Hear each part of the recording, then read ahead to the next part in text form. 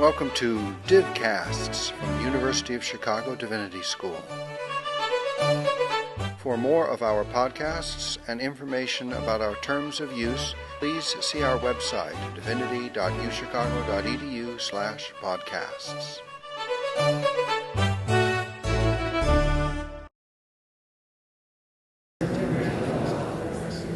Good afternoon, everyone,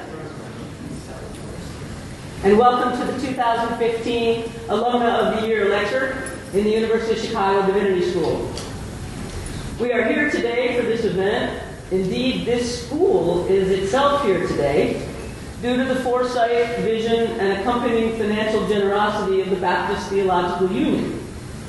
Formed at the inception of the university, the BTU, and before the inception of the university, the BTU has been, throughout the Divinity School's history, the centerpiece of its endowment, supporting faculty salaries and student scholarships, and providing funding for programs such as this occasionally.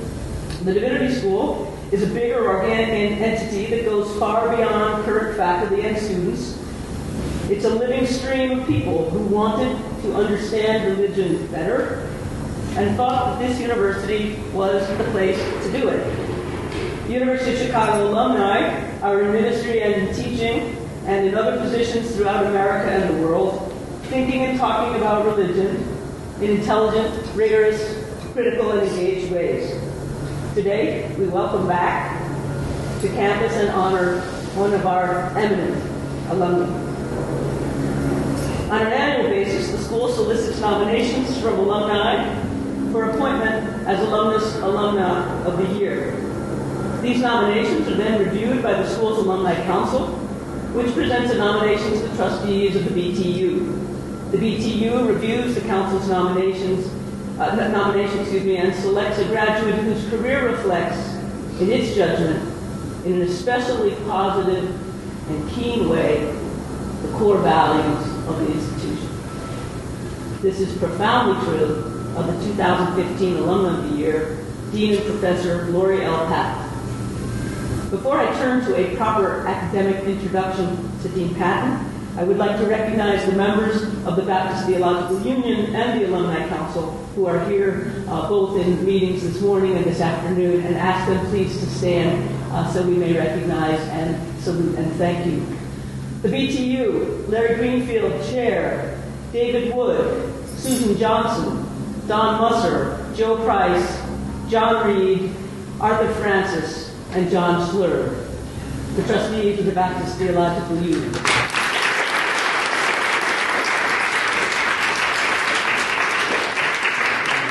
And to our Alumni Council, Ben Duholm, William George, John Holt, Shawnda Jha, Pamela Jones, Ralph Key, Michael Kessler, Laura Lieber, and Gary Sparks. I didn't forget anyone, did I? Thank you, your Alumni Council.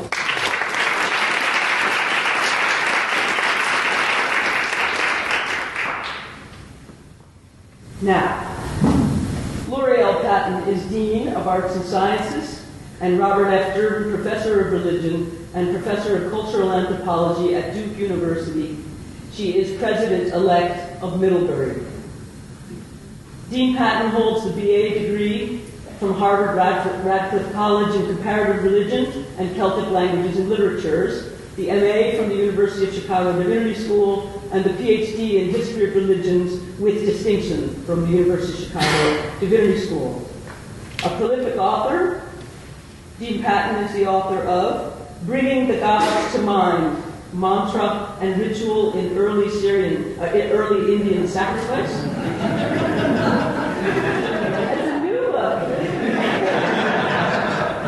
You really do surprise. Myth as Argument, the Bhagavata as Canonical Commentary. Also very well known for her translation of the Bhagavad Gita from Penguin. Co-editor with Wendy Doniger, among other many volumes, of Myth and Method. And 2 books currently underway with really fascinating topics. Grandmother language, women, religion, and Sanskrit in Maharashtra and beyond, which I hope today's lecture will be a foretaste of. And who owns religion? Debates in the wild sphere between scholars and their publics. Contracted with University of Chicago Press. Really looking forward also to that. Dean Patton, in addition to her academic, or as a part of her academic work, has lectured widely on interfaith issues and religion and public life, including consulting with the White House offices on faith-based initiatives, as well as on civic engagement. Her commitment to liberal education and to the access to it for the most diverse body of students has been a leitmotif of her career as an academic administrator. She is a vibrant intellectual presence and a dynamic and effective administrator and a spirited citizen. The topic, or the title of her talk this afternoon is Grandmother Language, a Chicagoan Sojourn with Women, Sanskrit, and the Ethnography of Reading. Please join me in welcoming Dean Laurie L. Patton back to the UChicago.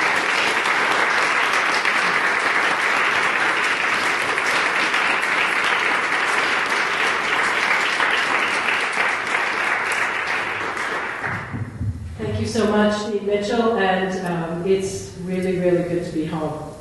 I've never gotten an award from Baptist before, so it's a very cool thing. And I also want to thank the BTU and the Alumni Council. I had some wonderful years serving on the Alumni Council myself, and it's always a pleasure to spend an intense day of debate back at the University of Chicago, where one always feels that one has never left. So as I began to think about this lecture today and realized that there would be a whole range of people here, and indeed there are a whole range of people here, I thought about the following question. When does one's intellectual history begin? One might say the moment one learned to speak or perhaps to read. This was the argument a group of us once had at Jimmy's, also known as the Woodlawn Tap. I had forgotten about it until a fellow Chicago student I met while traveling and doing research in India reminded me. As that old Hyde Park conversation settled in my memory, a memory of reading, I realized that it was a true Chicagoan question, one that understands practices of reading as the fundamental orientation of an individual life, and more importantly, the collective genius of a common life. When I asked friends and colleagues about those memories, powerful tales emerge. One famous Indologist said that he felt a deep sense of loss when all of the reality he experienced as a child had to be compressed into a single word, a single letter, an act not for him of creation but of limitation. Another remembers squiggling on a message pad, hoping one day that the squiggles would become meaningful words without any agency on her part, like the emergence of a new tooth. But there is also the memory of what was around us as we learned how to read. The Peruvian writer and Nobel laureate Mario Vargas begins his Nobel lecture remembering the images of learning how to read in Brother Justinian's class in Bolivia. We know that William Rainey Harper learned to read at 3, and soon he was reading Latin, Greek, and Hebrew, and we think of him learning it alone. I visited the cabin where those letters first became legible to him, and I wanted to know, did he hear the cows when Latin emerged in his mind? Was his mother cooking when the first paradigms of Greek became clear?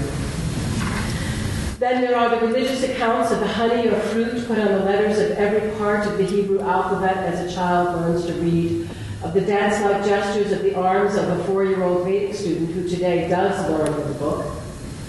Memories of reading usually involve the worlds of reading, the powerful surroundings that somehow conspire to help the marks on the page or on the manuscript or on the wood become legible. There is a fundamental break we might have felt or remembered we felt as children, whether it is one of loss and grief or excitement and opening in learning to read. But memories and accounts of reading are still stubbornly solitary today. We still tend to think of it as something we do alone, no matter how many times we remind ourselves that we are never solitary, that thinking and reading are about the social arguments the philosopher Stephen Toulmin taught us were always in our heads, and that such arguments are more fundamental in some ways than our solitude.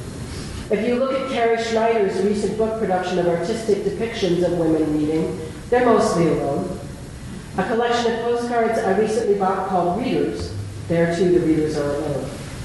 And the literature about reading, there still is a tinge of the romance of solitude that emerged in the Renaissance. Manuega's wonderful History of Reading tells us how the new European late Renaissance humanists abandoned the public classroom and the public forum, and like Renatus, retired to the closed space of the study of the library to think and read in private.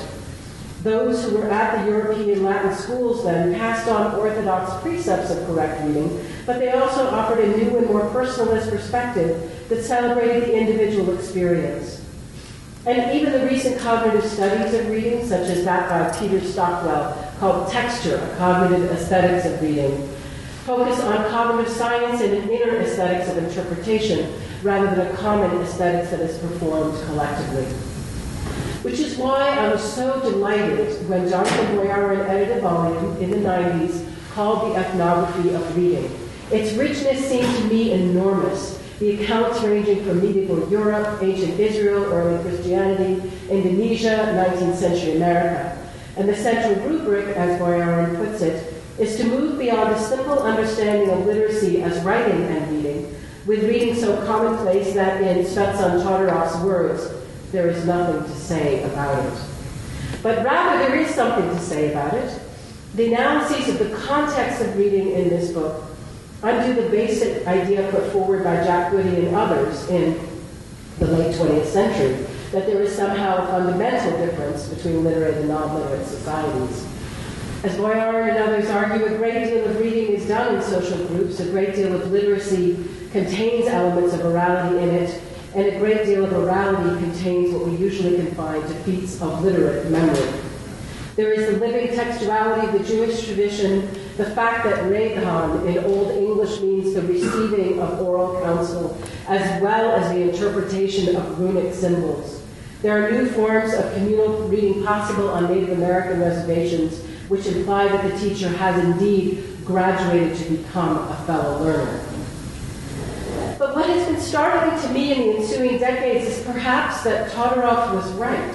The act of reading is so commonplace that only a few texts on the ethnography of reading have followed since Boyarin's edited volume, and I had imagined a flood of them. There are some fabulous works, such as Paul Griffith's book on religious reading, which suggests the difference between reading for contemplation and reading for consumption. Saba Mahmood's on women's textual interpretation in the mosque movements in Egypt. Elaine Wallace's Handmaidens of the Lord. And in India, there is a lovely historical treatment of the emergence of silent reading in colonial Tamil Nadu by Chalapati, and Hoffmeyer's study of Gandhian slow reading. But one cannot say that the ethnography of reading constitutes anything like a large subfield, such as the anthropology or ethnography of religion does. So if you ask me now, and not at Jimmy's, where I learned how to read, I would reply that it was at the University of Chicago. It was where I learned that reading was fundamentally a social act, one that literally could not be accomplished without the companionship of others. But I did not realize this suddenly, but rather over time. Chicago encourages students to ask questions about reading, to marvel at its social possibilities, not only its individual delights. And those questions about reading then flowered, not in writing my first book on myth, nor in my second book on magic, not in editing volumes on women and Hinduism or in the history of religions, nor in translation work, but rather in the context of a long-term ethnographic project on the lives of women Sanskritists and readers. This project, called Grandmother Languages, focuses on the life histories of 90 women, their reading and writing practices, and their religious identities. There have been transformative ethnographic moments for me and the people in my study, some of which you will hear about in a moment. But I found myself always thinking about Chicago as I was doing this study. Why am I thinking so much about Chicago, I wrote to a friend during fieldwork in 2004, and again in 2011, Chicago keeps returning in all of my interviews with these women, I said in an email. These ethnographic moments led me back to the realization that the University of Chicago was the origin of my questions. I might even say these principles of reading I found so compelling. So let me spend the rest of our time today telling you some stories of how I got there, stories about reading. The 4 principles of reading that Chicago inspired carried me into this lifelong project, and it will be a lifelong project, and perhaps the one project that might make a bit of a difference in the world. The portrait of women Sanskritists that goes against stereotypes and might give a new dimension to Sanskrit learning in India. The first principle is that despite the seemingly long-term stability of the lesson and the classroom environment, our contexts of reading are always in flux.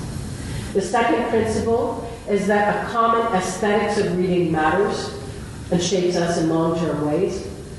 A third principle is that we should not be afraid to read anything, even if we've been told not to read it.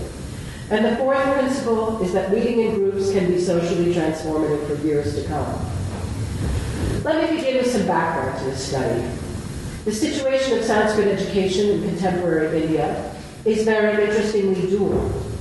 In his volume on the role of the pundit, Axel Michaels outlines this dual education system in which traditional teachers find themselves caught. The university system, based loosely on the English model of government schools and universities, and the patshalas and vidyapitas, or traditional seats of learning, where Sanskrit is taught according to traditional methods, and where the guru-shishya sambandha, or relationship between teacher and student, is the primary model, where the teacher stands for wisdom, memory, personal, and moral guidance. Michaels mentions the various ways in which, after the publication of the report of the Government of India's Sanskrit Commission, various agencies have been implementing its recommendations over the last decades and into the 21st century, particularly the Rashtriya Sanskrit Sansthan, formed in 1970, very different RSS than the one we know in India. Despite dire predictions, Sanskrit has hung on. According to one report, almost all of the recommendations of this commission have been implemented, with 4,000 patshalas funded, as well as many other vidyapitas and Sanskrit colleges, which are funded independently or by local communities and temples. The study of Sanskrit has been also a major priority in secondary schools, but with much more limited success because of other options for language study, English, Hindi, Tamil, and other regional languages. The BJP government support for Sanskrit study in the 90s and now, today, was higher than previous governments. And although we see lip service to some of those same initiatives, it's still unclear what the Modi government is going to be doing. But in the English university system, Sanskrit has become a humanities subject, with less qualified students or highly qualified students with lesser need for high income flocking to the registration desk. This is a non-trivial fact. While several other scholars have recently commented on the dual education system and its effect on the study of Sanskrit in India, one crucial and overlooked element in this system is that of gender. Recent academic work by Patton, Hubin, and others is commendable indeed for keeping the study of Sanskrit alive in the scholarly imagination, particularly in the second millennium, and even the sociology of contemporary nationalist Sanskrit. But I think it's now time to think about the role of women in this sea change in the study of Sanskrit. And in many parts of India, the dual education system is also clearly becoming a dual gender system. Let me be more specific. In post-colonial India, Sanskrit has become a marker of the Hindu religiosity of women as well as men. And in certain places, if the trend continues, it will soon become entirely the prerogative of women. With a massive entry of men into fields of science, technology, and engineering, this change has happened without the help of post-colonial theory or secular feminism, either Indian or Western, and it will continue without that help. My book project is a study of women Sanskritists through these personal narratives. Its chapters comprise an examination of their lives, their religious commitments and practices, and their understanding of their roles as teachers and scholars. Such change is only possible with an unlikely amalgamation of factors. Traditional Hindu ideologies of gender combined with a historical emphasis on women's educational reform in states like Maharashtra and Bengal and Tamil Nadu. And this creates an environment for innovation and a combination that makes it possible for women to take on new roles as caretakers of a classical language which had been prohibited to them, with some spectacular exceptions, for millennia. From their reports, gender is not particularly an important factor in the decision to take up Sanskrit. The influence of male and female parents and teachers was decidedly equal. Nor did feminism measure on the scale. Pessimism and optimism about the future of Sanskrit is evenly balanced. Religious extremists and secular feminists were about the same in number, with most solidly in the middle of the political spectrum. And I think the most influential factors, if my calculations of my data are correct, are threefold: family and caste identity,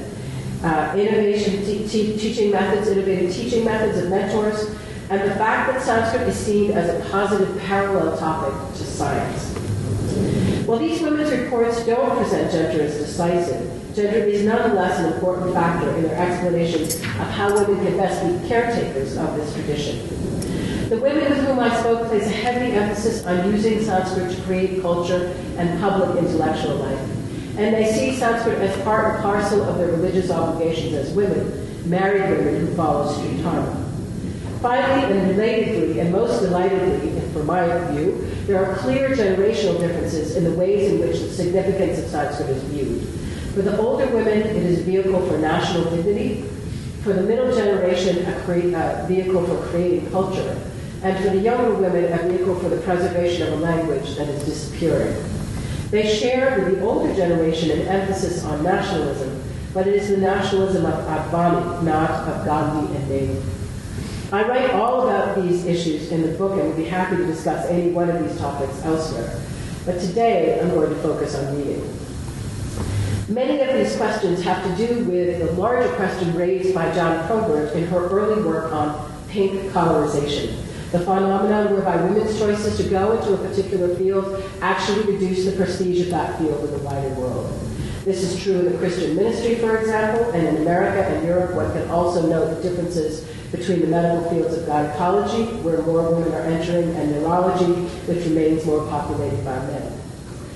My own work in this study actually builds on these ideas, in which, by exploring the ways in which the emergence of a field as a humanities, rather than a technological form of prestige, allows women to enter it in larger numbers. And this, of course, is a double-edged sword. On the one hand, a traditionally male field is opened up to women. On the other hand, such opening happens precisely at the moment society no longer maintains it as a true and needed technology, or techne, if you want to think about techne as a pragmatic art in the early Greek sense. And it's important to note that the gender imbalance in computer science, for instance, there are now fewer women in computer science than there were in 1991 in America. It's a very, very interesting dynamic that seems to persist.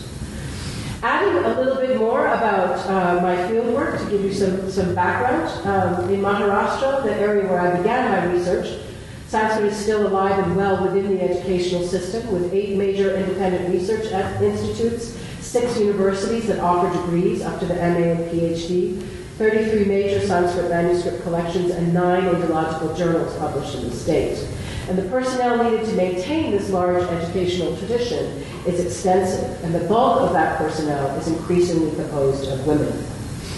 At one point, it is no longer true, but at one point in the 2000s, the University of Pune Department of Sanskrit consisted entirely of women, with one exception. The ratio of male to female students registered for the MA in 2008 was 1 to 6. In the Deccan College Dictionary Project, there are 7 women and 2 men on the regular research staff. And Bhadarka Oriental Research Institute has 50% women researchers on its staff.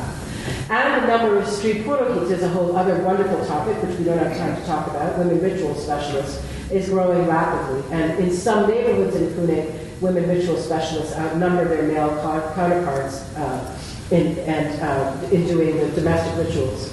On a nationwide scale, 6 of the chairs of major universities, Delhi, Chennai, Nagpur, Pune, Kolkata, and Hyderabad, are women.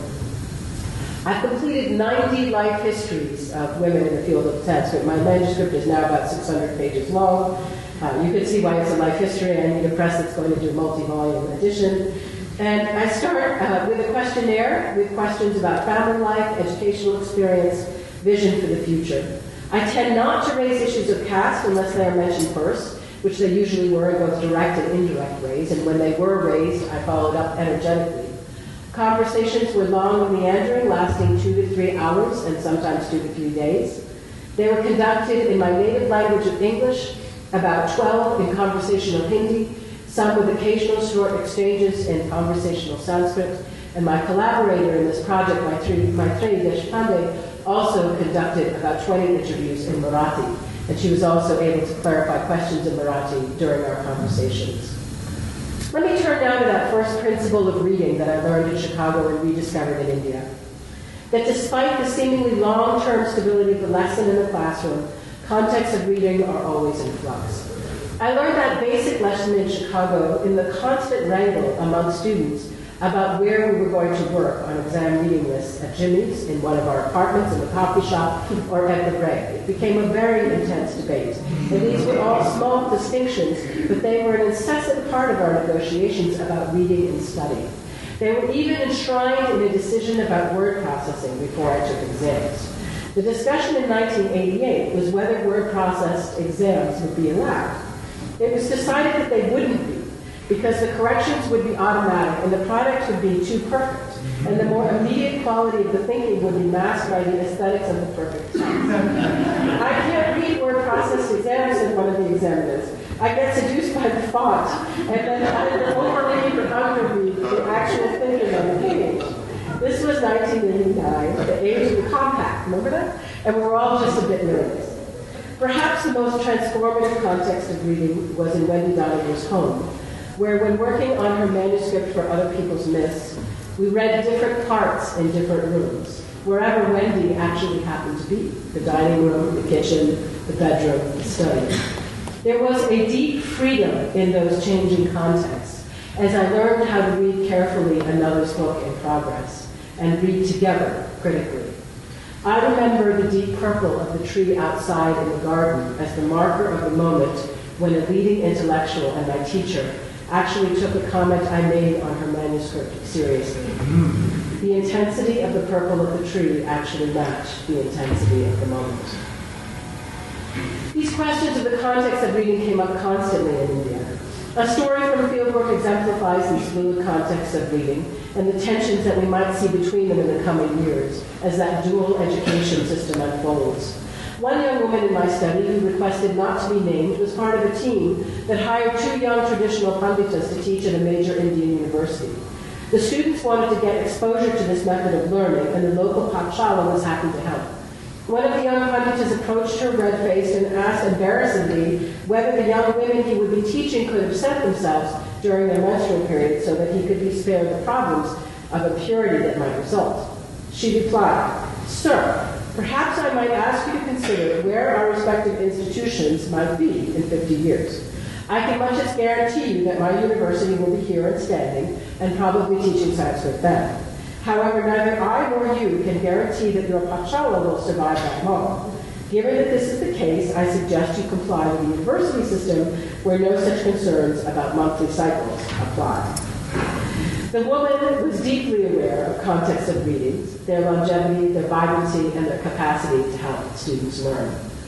Some women knew they could only learn inside the home. Some told me they could only learn outside, apart from fathers and brothers who were the true inheritors of Sanskrit, but were too busy pursuing lucrative careers to learn. The second principle of reading, the aesthetics of reading, matters. This was something I learned from A.K. Ramanujan. He would frequently ask me how my poetry writing was going, and he said if I read and wrote poetry, I would be a better intellectual, and that the reading and writing of poetry was more important than any academic writing I could ever do. When I started to confess to him my profound doubts about becoming a scholar, and what graduate student doesn't do this with a trusted teacher, he looked at me with that compassionate and yet puzzled look that was so characteristic of Ramanujan, half stare, half question. "Just read," he said. "Just write. Reading and writing poetry will train you in the aesthetics of everything," he told me. And so I carried Ramanujan to my conversations with women Sanskritists. 43 of the women in my study mentioned that while reciting had no meaning for them initially, they were moved by the beauty of Sanskrit to create a mood when they learned to read it. As Saroj Bhate puts it, I remember the Hindu Vaidicness of my childhood, where pronunciation was down to the minute details in the exact and correct way. As I began to read, first to myself and then aloud, I was so impressed by the beauty of the language. Many of these same women also reported that Sanskrit verses, sometimes even the same verses, created a mood of serious and respect when publicly read or recited outside the home. One woman reminisces that she became fascinated with Sanskrit from her weekly and holiday trips to the temple.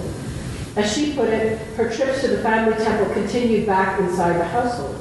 The chanting from the temple was so beautiful, we ran and grabbed the books so we could read along. And then we spent time with my uncles and aunts and cousins, the whole family.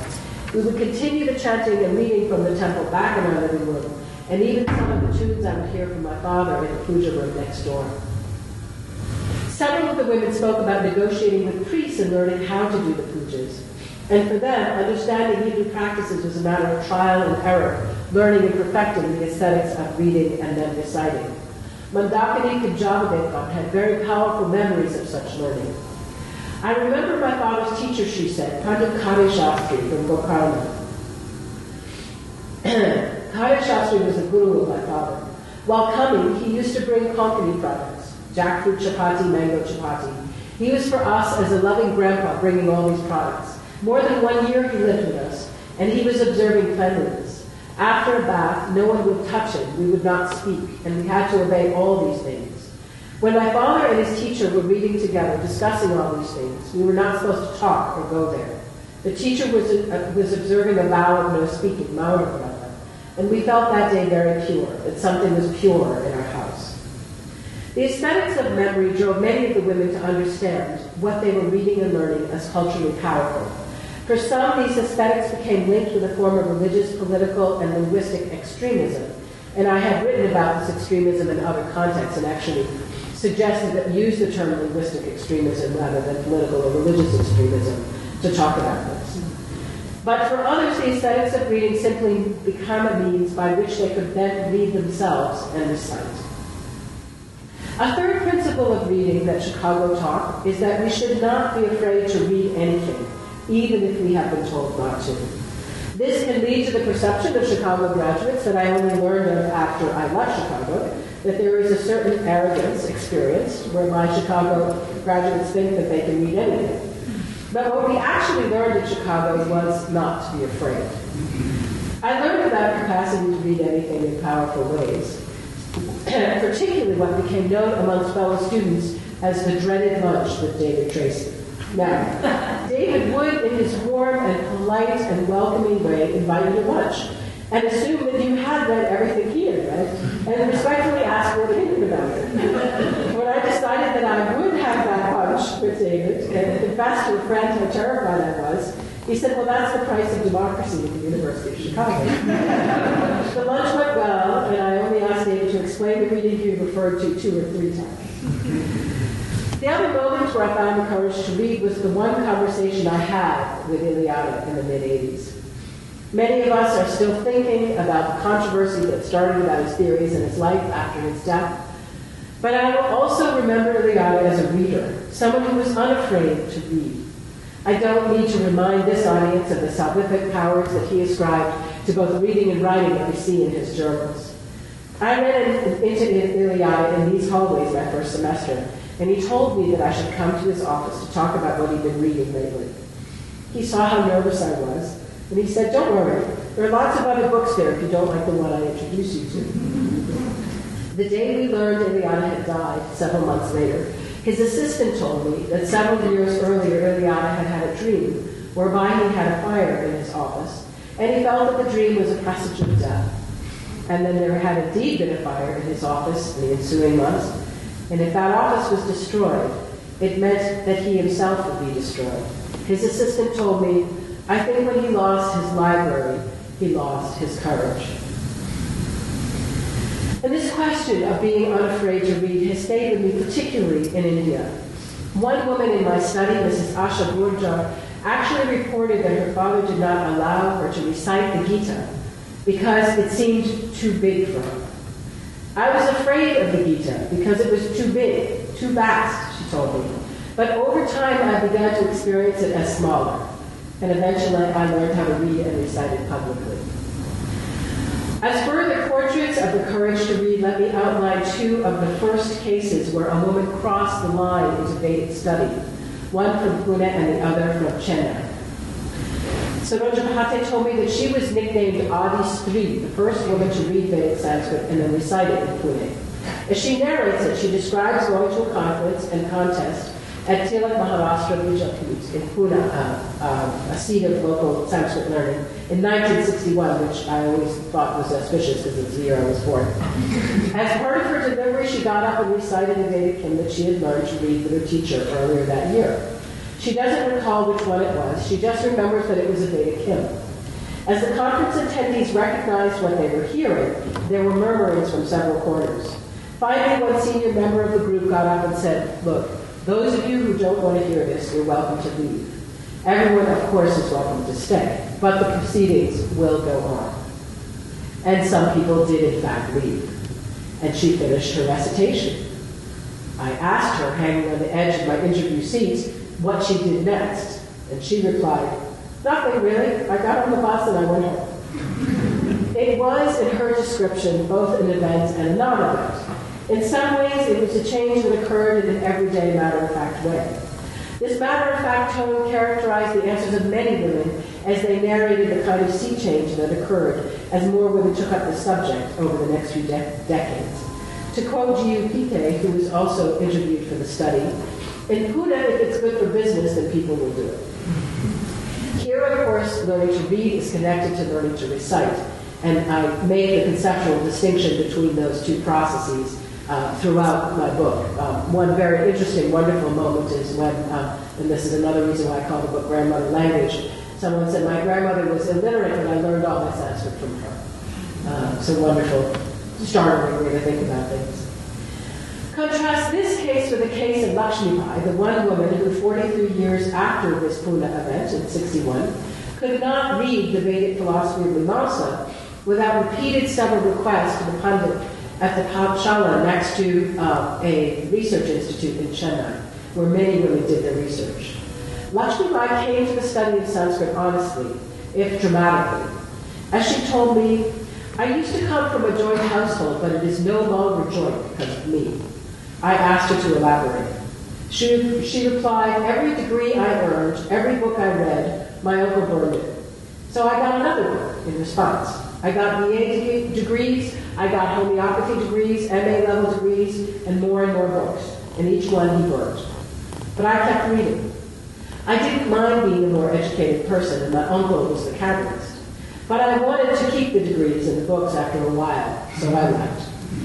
When I asked how she felt about getting a degree in Mimamsa, when it was so difficult, and she had to be so persistent, even to get a teacher to read text with her in Chennai across the street, she looked at me directly in the eye and said simply, "Because they said no." A young woman in Pune who recites Veda then gets on a bus and goes home and presides decades later over a large cadre of people who have studied Veda, both men and women, and a middle-aged Chennai woman whose right to read Veda is earned over a pile of smoking degrees. In each case, these women came to understand that they could read anything.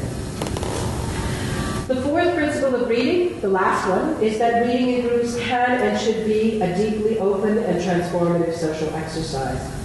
Chicago was where I learned of the work of Brian Stock and his notion of textual communities. Groups of readers who come together are not only empowered, but sustain community and develop collective memory and challenge authority. Chicago was the place where I was introduced to Natalie Davis's wonderful essay, Printing and the People, a description of how the invention of the printed word led readers to challenge assumed norms in all sorts of everyday ways, and even led readers to become writers. Davis, too, mentions the fact that 16th century French women were given a new sense of identity as they participated in humanist circles of text-based disputation and conversation, and were empowered further to write on topics from poetry to midwifery. How did this principle translate into women readers of Sanskrit in India? Many of the women respondents in my study perceived themselves as public intellectuals who could contribute to the new sphere of Sanskrit knowledge. 59 out of 80 had all contributed to or become public become publicly involved in contests of Sanskrit diction and recitation, or submitted poetry or dramatic plays in Sanskrit composition contests. There were many who participated in artistic and cultural critique through Sanskrit, including these recitation contests in the city squares, very public venues. And they also took place at the regional and statewide level. Most of the women began to think of Sanskrit as a lifelong pursuit when they won a contest as a teenager or young adult. And this recitation began with reading. The kinds of things they read and prepared to recite tended to be secular and not religious or ritual literature as such, Kalidasa and Sanskrit aesthetic and dramatic text. Those women who were active in the public sphere trained themselves and their students to read Sanskrit in the service of commentary on social conditions and situations. The first example is the same woman who began this lecture by telling the pundit that he'd better get used to studying with women at all times of the month. She was also involved in composing Sanskrit street plays with her students, and she explicitly connected it with teaching them to read better. If I teach them to write, she said, no matter how rudimentary it is, I will also teach them to read. When I asked her what her students' topics were, I expected answers that were more run-of-the-mill. An ancient Janaka tale or a scene from the well-known Sanskrit primer, the Panchatantra. But instead she replied, I have them write about child prostitution and AIDS and the treatment of girl children. You give these topics to your students to write about, I asked, to improve their reading skills after that? Definitely, she said. How else are they going to get to know their birth declensions? She added. She gave them a topic and they composed as a group. Then they went out into the courtyard of the university and read the play out loud.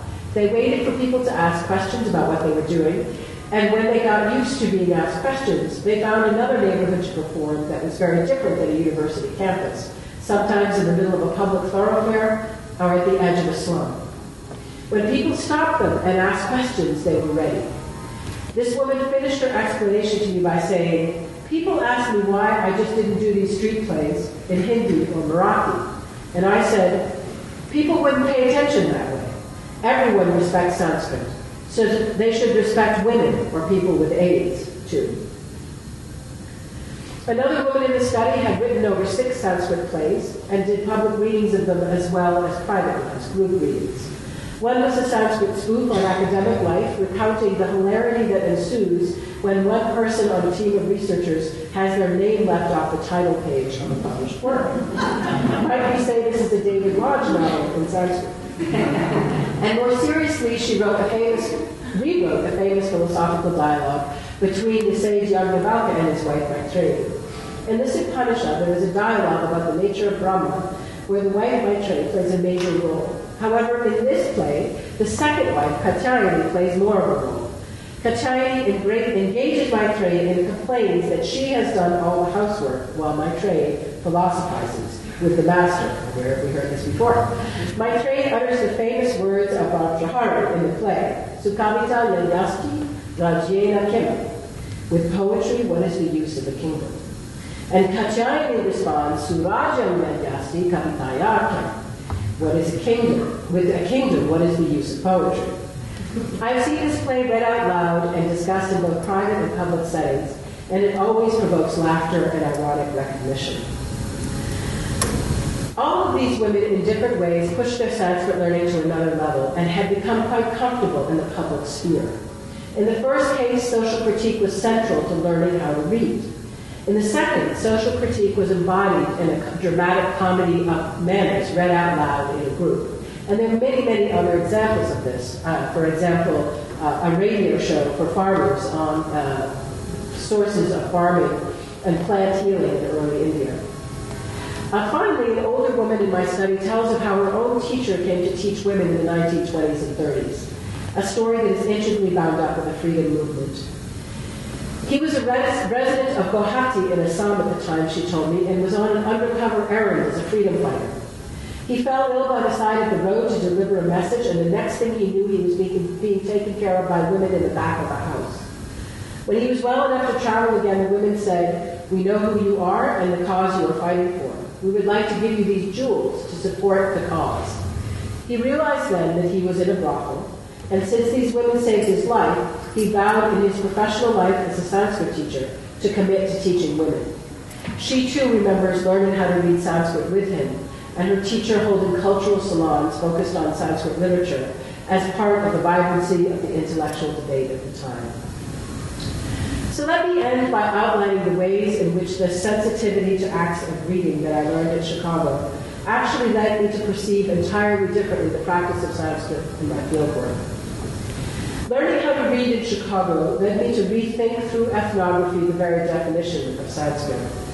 We frequently view Sanskrit as a dead or artificial language, but I think we might give it a new definition as a performative language, one which depends upon informal context and particularly defined moments for its reading and recitation and utterance. Note that in both earlier definitions of Sanskrit, either dead or artificial, we are dependent even there upon performative context for the definition. In the case of a dead language, there is assumed to be no performative context, hence the language's morbidity. And in the case of an artificial language, the performative context is not natural, but learned as a secondary and not a primary skill. But the emergence of performance studies and a performative ethnography of reading would insist that we be even more specific and careful about such reading contexts, because language is learned and read in a much wider variety of situations than these definitions tend to suggest. The stereotype has been that Sanskrit japa, or low-tone recitation, and chanting and reading out loud, lends a certain inflexibility and inaccessibility to domestic ritual performances. This view is clear in an endless number of examples, from the early Bhakti poets to Morti's now classical novel, Samskara. The performance of japa is sometimes even beyond the performer's comprehension and invested with an aura of elitism and oppression, combined with a formal exactitude of sound. And learning how to recite in these elitist contexts is also combined with learning how to read in these same contexts. Yet there is another side to ritual recitation and reading performance, even the act of learning to read itself. And this is the side where even in highly formal situations, readers react to and improvise on their surroundings in subtle ways that need to be recorded. As one ethnographer, Charles Briggs, has argued, in the structural context of reading, while the verbal text may be fixed, the world construed around that text and the actor's connection of that text to the world around them varies constantly in fascinating and subtle ways. Briggs uses the example of the Easter liturgy and Mexicano verbal art to demonstrate this, that while the prayers and the hymns that are read aloud are the same, the volume, the emphasis, the procession, the placement of the ritual vary according to the status, age, and disposition of the person performing the text, the external factors such as the weather, the current political climate of the village, and the priest in charge. These fixed texts are as much about emotions and events they evoke as they are about the words contained in them. Women's increasing participation in leadership as guardians of Sanskrit and in leadership in Sanskrit instruction within the home are changing our understanding of why and how Sanskrit is read and performed. One of my Sanskrit teachers actually performed many of her mantras while she was delivering her first child, and her mother, also being a Sanskrit teacher, would have arguments about the baby is crying, you go take care of her, practicing different verbal forms in Sanskrit. This is a very new context for the language. Women are changing the context of learning how to read Sanskrit in childhood and adult reading practices, which is leading again to different understandings of recitation and reading. Others have indeed recently imagined Sanskrit as a political language, and it certainly can play that role, as well as artificial or dead. But if we think, as my research has suggested, that Sanskrit is a performative language, even a proverbial language, I think it is a very fruitful way to imagine a dimension that we haven't looked at up till now. Kumud Paude, the untouchable or Dalit woman Sanskritist at the University of Nagpur, described her Brahmin neighbors as the splendid people, whose reading of Sanskrit in their home rendered them removed from their Dalit neighbors, cleaner, more learned and shining, in a way that she could never emulate. But she insisted on learning how to read and went from one house to another, asking pundits, as an untouchable girl, to teach her how to read Sanskrit. And when she finally found a pundit who would teach her, she remembered the room that she learned in more clearly than her own childhood room. Such stories are why this lecture is first and foremost an exhortation for us as readers, religionists, ethnographers, to do more ethnographies of reading. to make it a really big subfield in the study of religions and the study of cultures more broadly, rather than the occasional monograph or article. Ethnographies of reading get at the heart of intellectual lineage and the oppressive and empowering context of learning. And this lecture is also a call to reinvigorate our memories of learning how to read. We learn how to read in the most formative periods of our lives, whether in childhood or in other intense periods of intellectual formation, such as graduate school, which is perhaps another kind of childhood. Chicago teaches infinite richness and power of context. It points to the aesthetics of reading. It teaches the courage to read. And it teaches the socially transformative power of reading in groups. And all of those principles allowed me to ask fresh questions of women readers of Sanskrit in India. And all of those principles were further defined and redefined by the answers they gave me. Answers shaped by a new and unprecedented kind of post-colonial reading by women. So in addition to the exhortation to do more and better ethnographies of reading, I will end with a poem from my first book of poems, which is what Ramanujan said I would do, as a gift to this audience and in honor of learning how to read in Chicago. And Margie will pass it out a little bit later, and I'll just read it to you now. This is called On Learning Sacred Language in Childhood. What you remember, a verb and how it collided with a crow, alighting on a tree behind your mother's head. A noun and how it spilled off the spoon falling from your brother's mouth. A sentence and its chill, like the chill of your teacher's hand on your shoulder. You keep the books near your body. They curl and cry and will not let you forget their embrace. Their nouns and verbs break open your silence. Their sentences nag like children wanting a drink. You try to quiet them, but they refuse. They are the hopes and disturbances of your wizened sleep. Thank you very much.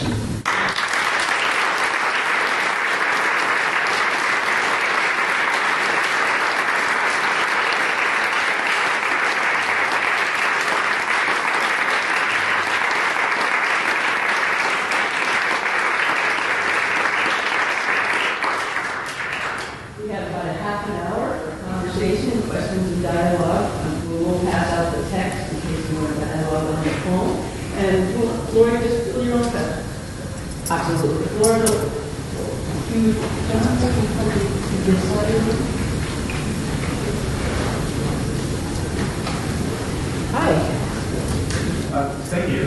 Wonderful. So I don't know if this is the lawyer in me or the philosopher in me. But you're the ethicist that I spoke to this morning. I'm sorry? You're the ethicist that I spoke to this morning. Right. But reading in my mind, there's an element of it that I think is wrapped up in what you refer to as reading. That's critical engagement and interpretation. And it seems like that you refer to it as reading, and I'm curious how in the process of your study and the work that's coming out, how if you see a distinction between the act of reading and critical engagement and interpretation. I mean, Bill was my teacher and mentor, and he worked on hermeneutics and taught me that tradition. And so I can't help but think of that as something that's a specific subset. So I'm just curious about this. Absolutely. So what I do in the book is talk about the fact that there are all these very powerful moments that these women have of when they first literally learned to read. And I think the second level, of course, is learning how to interpret. And one of the things that I've noticed, certainly in the literacy levels of all of these women in Sanskrit, is that teaching the language is the next step that they, most of them, again, it's hugely varied, they're 90 and they keep growing. Teaching the language is the next thing that they feel comfortable doing, most of them. Interpreting and writing, which are linked in their mind, that question of critical interpretation and writing, is something that is a much, much bigger leap. And so in India, anyway, the question of how we think about it here is another issue altogether. But in India, particularly in a culture, and particularly Vedic culture, that is so deeply oral, you have a real reticence to think about putting things down in the book. It pushes against two things. One is a traditional kind of ideology of modesty, and the other is to have it in the book is a lesser form of knowledge. And so one of the ways that I would frequently try to equalize the relation, all of these women have forgotten more Sanskrit than I will ever know. I mean, they are really brilliant, and they are generally not very well regarded because they sit in the back of the library. One person said, "Oh, Laurie's doing a study of all the scary ladies in the back of the library, the scary mousy ladies in the back of the library." I said, "Yeah, those are the people that I'm really interested in, the scary mousy ladies." So I would, in order to equalize the relationship, I would say things like, I am just a person who has book learning. And that actually made me lesser in a way. I haven't internalized Sanskrit in the way that I would love to do. I don't think I will in this lifetime, but maybe next lifetime. But particularly interpretation became an act of self-assertion that was frequently at odds with the larger understanding of being a caretaker of Sanskrit in a modest way. So I had one amazing interview in Mysore where the household spoke Sanskrit, and that was very simple, so it was exchange about passing the yogurt and all that kind of thing. And at one point, she said, I had to decide whether to become a scholar or a speaker of Sanskrit in the household. And she said, I decided for the second. So it was this really interesting moment. And I didn't go into this because we didn't have time, but looking comparatively is fascinating. So if you look at women Hebrayists in 18th century Germany, Christian Hebrayists, if you look at women readers groups of the Quran in Malaysia, and you look at the women Sanskrits, when it comes to actually putting things in writing, that tends to be the moment that's difficult. So several of these women Hebrayists had disputations with rabbis. And when that was a spectacle, people would come and watch them do this. But then when one of them actually wanted to put in a stone inscription and dedicate a building because they were all aristocrats, a huge furor erupted. Women can't do that. Right? So he's putting it in writing, that's the issue. Asha Borjar, who is the woman who wrote these 6 plays, they were all piled up in the corner of her room in dust. And so I, said, no, you have to do this. I went and got it all bound up and gave it back to her 6 beautiful plays. And she just, sort of brushed it off. And then when I came back to see her about 2 months later, it was back in the corner all dusty again. So I think there's something very interesting about the act of writing that's related to the act of critical interpretation. Now that's in India. The larger question of how it works here, of course, is another whole other interesting thing. I didn't mention it, but I should mention Pierre Bourdieu, who wanted us to do more ethnographic studies of academic practice in his, full definition of practice. And I think we should. I think we've been a little bit demure about doing that. And there, of course, you have the distinctions that you would want us to follow. Hi. I wanted to follow up on that with your question about your own role. Yes. Because I have abundant evidence that you're underselling yourself in terms of how much Sanskrit you know. But I want to ask more generally about the role of foreign women in what's happening in Sanskrit. Because you mentioned, for example, Sarita the first woman, in terms of Vedic recitation, but I've heard that she was the second woman when it comes to another barrier, which is being allowed to study with a great traditional scholar, Panditya Srinivasa Shastri. She was the second one who was allowed to do that, and only because he was so impressed by the first woman that he was basically forced into sitting with, and that was an American woman, Phyllis Granoff. And I think also other women who were permitted early on to study with Tartir Lakshman Shastri, Joshi and Wai, people like Julia Leslie and Mary McGee. So my question is whether the women who interviewed in Maharashtra, whether they had anything to say about the role of their reading prowess of foreign women like you and Phyllis in developing the current situation. As usual, you just ask the most fabulous questions here. So where to begin? Yes, the first thing I would say is that foreign women have access, as you know, to to things that Indian women do not. So, for example, the men are asked to do field work in Dhaka Cage or Mande in Maharashtra on the performance of Vedic sacrifices. I was always allowed in where no one else, no other woman, Indian woman was. Because when you're an Indian, you end up in an odd way, you either totally adopt purity rules, or you end up in an odd way being aware of them. I hadn't bathed in a couple of days, I was all messy, and then I was allowed to the purity, holy in near the Mahavedi in the Sanskrit yoga. And it was just very clear it was because of the foreign nature. So as you know, much better than many, women are sort of men, in this interesting way in field work. So I would say that is also true of women learning Sanskrit, and it's very powerful. And it bothers me. It actually bothered me a lot. There's Asha, who I talked about earlier. She worked with a teacher that you also know, that Bob Bowman knows, that really was the sort of source of data body formation now, David Powell. And David Powell and I were very close while I was there. And I went to see him. Now, Asha, again, she just knows a huge amount. And she was his assistant at a certain level.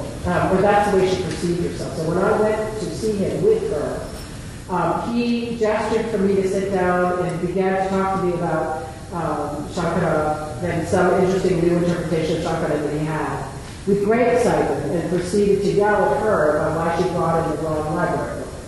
And I just remember that moment very powerfully because I thought, there is no reason that I deserve this privilege whatsoever, just the way it is. And I chose not to make a scene at that point. But so I think there's bravery in many ways, the courage to read back to that question. Certainly for Western women. But I have to say that I've always experienced that privilege as a double-edged sword. And I'm not quite sure, what does one do in these situations when it's both ethnographer as well as fellow scholar? So I made it a point for several years only to write articles where I was co-authoring with a woman who taught me. And that was very, very helpful. Partly because theoretically, we have much more awareness and learning theoretically that they won't. And so there would be a trade-off there.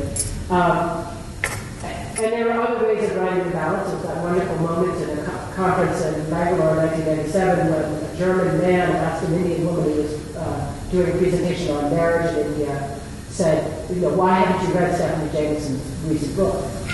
And she said, sir, when my library can afford it, I'd be happy to read it. Bam. So I'm not sure I have a real answer for you, but I do find it that we are sort of men in those contexts, I would say. I'm not sure it's a function of courage more than it's a function of determination. And I think there are ways in which, as white women with this particular privilege of reading, and as readers in India, we should conduct ourselves differently. That's the way I would answer your question. It's a very powerful experience. A counter narrative, in a way, in 1962, when you were 1 year old, and I was 22 years old, Dan Ingalls sent me to India to study Puranas with Rajendra Chandra Hajra. So I got to Calcutta, settled in the Ramakrishna mission. I went to see him, and he gave me tea, and I said I'd come to read Sanskrit with him. And he said he couldn't possibly read with a woman. And that was the end of my life with Rajendra Chandra Hajra. So times do change. I hope that was a privilege as you were. Yeah, it's true. That's very, very quick. Do you want to say more? I want to ask you a question. Yeah, please. I just want to add that to the mix. Yeah. The Dalit woman whom you spoke of wrote a wonderful article called My Sanskrit. My Sanskrit, yeah. And it was in some ways a triumphant story, but it was also a story how she could never get a job. And at the end of the story, she's just getting married and raising children because no one would employ her, though she had finished her degree in Sanskrit. Yeah. So do you have any follow-up information on how these women use or are unable to use Sanskrit? Yes, no, it's also a very wonderful question. So I have an index of how many of these women are employed teaching Sanskrit. And by the way, a lot of people ask, well, what was my cutoff point? When do I call them women Sanskrits? And my criteria was, have they committed to teaching Sanskrit? And not necessarily getting paid for it, but doing it as a living in the broader sense of the vocation. That was my criteria. So several of them, if you look at it, I didn't know the average salaries of some of the women who worked at many of the places where all of us as scholars go. They make about $200 a month, $200 or $300 a month. They work full time. And they don't need it, quote unquote, partly because they're married. So there's this whole really interesting ideology where the married woman is more auspicious and therefore can learn Sanskrit and doesn't need their money and so forth.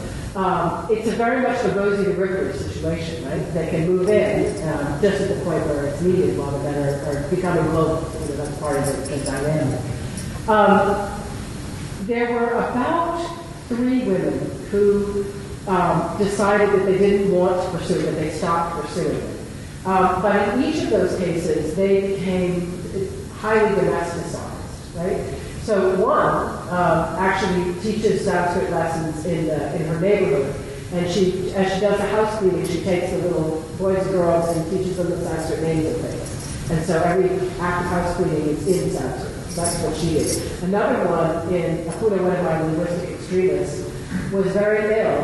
Learned or her sort of discovery of Sanskrit she attributes to her healing. Who knows whether that's true or not, but there it was. And she decided, she says, Guru and Deva in Sanskrit, they are all the same word for me.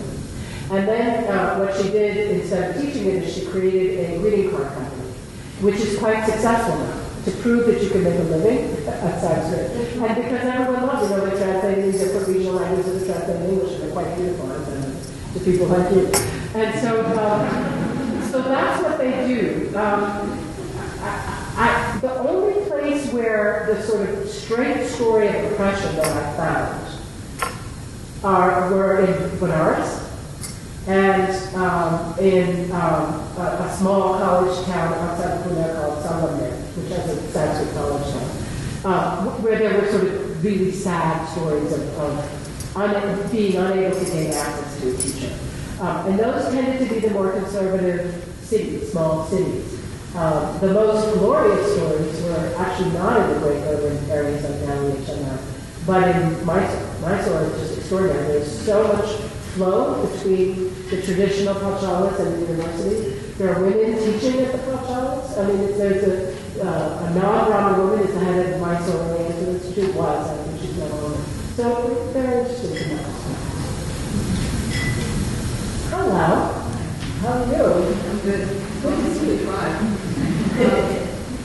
So you, through you're situated in implicit comparativism, and you allow me to ask the following question. Yeah. So Chicago to Sanskrit, what's your critique of American higher education now, rooted in our practices of reading? Right. Both individual and collective. Yes. So usually people ask me, what about Western women and learning Sanskrit in Western classrooms? And that question is a very tough question to answer because then I would have to do an ethnography on my classes in Chicago. and I think at some level I probably should do that, but I'm not quite sure I'm ready to do that yet.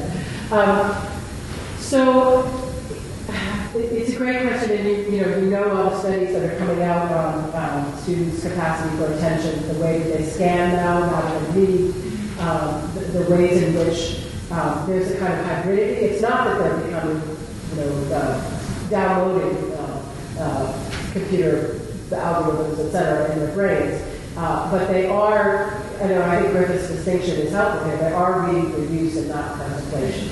That it is an act of will to read for contemplation. And so I think a couple things. First of all, I'm part of a group of people, more peripherally than some, that is interested in introducing contemplative practices in the classroom. Not because one is interested in relevance. I think that's one of the most ill-used words in higher education today.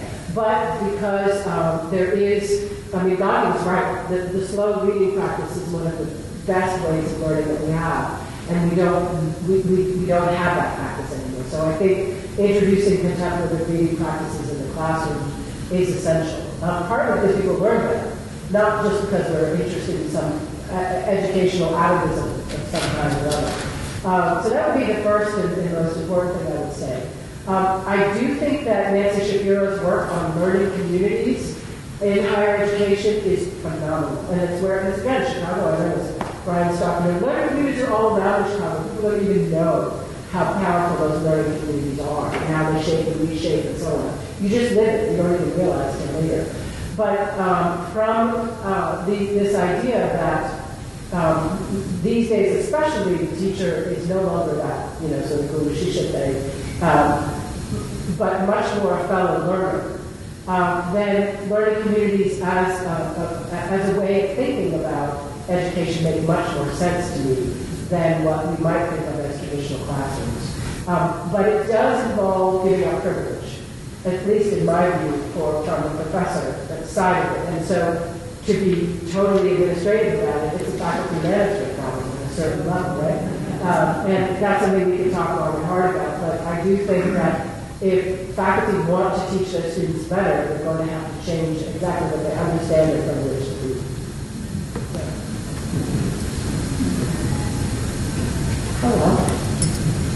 This sort of follows up on some things we were talking about after your faculty teaching seminar today.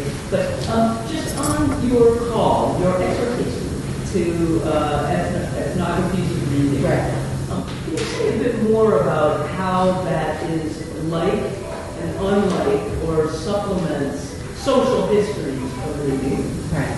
or more conventional, whether history of perception or that kind of thing? That maybe another way to put it is there already a fair amount of work that would, in our humanistic disciplines as scholars of religion, that would already fit under ethnography of reading, but we're not calling it that? Right. Or are you really calling for a significant methodological shift in how we even think about those research agenda and how we carry them out? That's such a good question. So I think Chalapati's work is so interesting in South India because what the argument there is that the move to silent reading is partly because of the colonial understanding of the individual self and the emergence of the individual self. But it's not just that. It's also because there's middle class understanding, so there's space to read. There's actual space to read. So that would be what I would call social history of reading. And Elizabeth Long's work is also in that arena. There's some wonderful pieces of responses to Natalie Gates' article way back, in the 70s and early 80s. And so those I would think of more as social histories of reading. I think more of those should be done. For instance, I just learned that, and when you think about this all the time, how did Paris get itself back together after the French Revolution? A lot of it was through reading salons. I grew up in Salem, Massachusetts. What happened after all the neighbors accused each other of several witches, women were hauling switches and women? The seating in the church that Reverend Paris had was shifted so that people had to read scripture next to each other. It's a really amazing sorts of interesting, I think we need to do more of that social history of reading than we've done, particularly in relationship to reading as a socially transformative power, which is clearly the case in the two examples I just gave you. But ethnography of reading, it was so funny because when Boyle's article came out, I thought, bam, this is just going to take off. And I kept waiting and looking, and I thought, what's going on with this? And I still don't quite know the answer, except people were doing other things, and it was a straightforward answer. But so I need much more, very subtle ethnographic studies, and what a couple of these essays look at, which is they study reading groups. I have a doctoral student who just finished at Emory, who studied 5 Christian women reading groups in Atlanta. She looked at gesture, she looked at choice of book, she looked at ways in which books were handled, she looked at pattern of discussion, she looked at the environment, the choice of the room, everything. And it was just powerful to see that interactive mode. So I'm talking about, actual study of actual reading groups and their environments. I'm not sure that ethnographic method in that case would be any different than good ethnographic method anywhere. But I do know that there's been a reticence in the last 2 decades, and I'm puzzled as to why, except that it does involve sort of natural study of ourselves. And it's much easier in a certain way, or it's less threatening perhaps, to do a social history of reading than it is to actually look, watch, sit with, and deal with readers in a different way. And if I could make a conjecture, I would say part of the reason for that is because the act of reading alongside someone so equalizes things that there's no possibility of other anything. There's no other reading involved at a certain level. And so you're confronted immediately with doing an ethnography of yourself at a certain interesting level. That's conjecture. We have time for one more question. I'm fielding my own questions, so I haven't done much with this side of the room. So you need to turn to the left. I do. I need to turn to the left. Thanks very much for your talk. I want to follow up on your invocation of Paul Griffith's theme of contemplation. And I want to press you very hard, because I guess I don't think his agenda is yours at all. No, it isn't. And I want you to talk more about that. And I guess the way I'd like you to talk more about it is to situate the ethnography of reading on a spectrum. And the other end of the spectrum is Bruce Lincoln. Because the real argument here is between whether one must read from a committed tradition if one is going to approach a tradition or not. That's to say that the theses on religions explicitly disavow what Griffiths advocates. And so I'm curious about the degree to which the ethnography of reading involves commitment or not. Right. And I'm also interested in the degree to which the commitment to reading has the commitment to ethnography of reading has an outcome that is projected or not, in terms of kinds of commitments. Yeah. What does that do for the politics of your project? Right. It's wonderful. So I was simply trying to name all the cool things about reading that have been written in the last 2 decades. And yes, I think you're absolutely right that Griffith's whole argument has to do with that contemplative reading is indexed to commitment to tradition. Right? That's his thesis, and I think that's. I actually. That's very much not my thesis. I think that one can, just like, as Paul Ricoeur talks about being as or thinking as the fundamental foundation of a metaphorical act, I think that reading as can also be a fundamental form of relationship that may not involve a set of positive assertions of value that would therefore create the kind of commitment that Griffiths is talking about. I'm much... certainly because I've experienced it myself in my own ethnographic practice, you can move in and out of certain kinds of communities in certain kinds of ways. I actually would take it one step further and say that reading allows you to do that in a way that almost nothing else does, right? So, for example, this household in Mysore, right? So the purity of them, they were literally cows with bells outside. You couldn't believe that this India actually existed. You ate fruit, you ate yogurt, you spoke Sanskrit, and I was there for 3 days, and you experience a certain kind of insanity in a way, or you're so become that Brahmin woman. I am the opposite of a Brahmin woman on every single count, except when I'm reading Sanskrit with Brahmin women. And then you become that at a certain level. But did it then therefore entail a whole other set of commitments? Not at all. It was clear that we were reading together, talking together, and I could exit. And so I think that there is a kind of being as in those kinds of contexts, and reading can allow that in a way that, had I decided to become this woman's student, in a broader sense, etc., would have been harder. And I think that would be, Griffiths would deeply disagree with what I just said. Yeah. Thank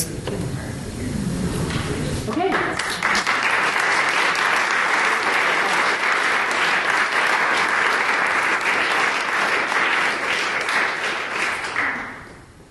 So now it's time for a ritual act. And there's an object in this podium that you didn't know was here.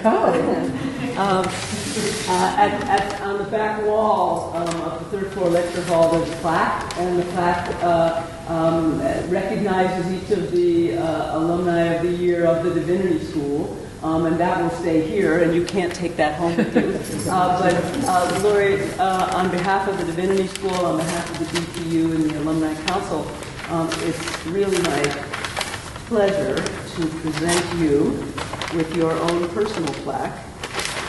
And I want you to look at it, and then we'll let other people in on it too.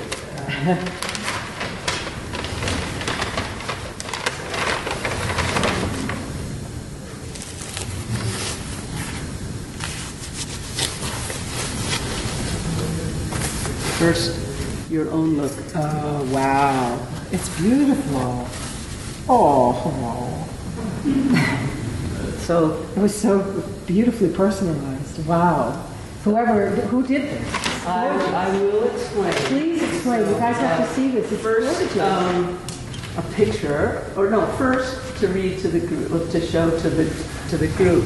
This is a personalized plaque. It's beautiful. And the text reads as follows. For her many contributions as teacher, educational leader, translator, poet, and scholar of culture and society. For her field-defining scholarship on Hinduism and the Vedic traditions. For her commitment to and articulation of the power and depth of humanistic learning. The Baptist Theological Union names Laurie L. Patton Alumna of the Year, University of Chicago Divinity School, 23 April 2015.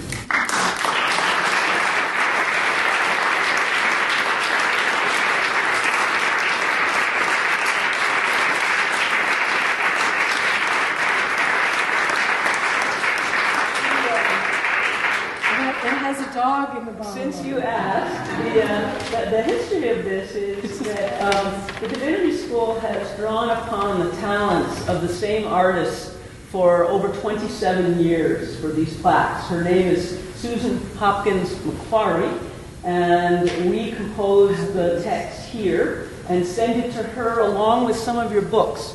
Oh. And she reads in your work and thinks about your work and thinks about the legend and creates something just for you. That's so extraordinary.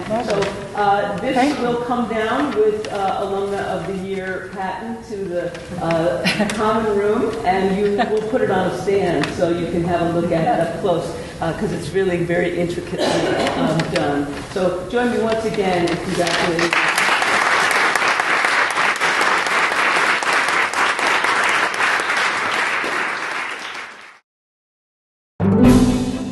We thank you for listening to or viewing our podcast. For more information and for other podcasts, please see our website, divinity.uchicago.edu/podcasts. Copyright, the University of Chicago Divinity School.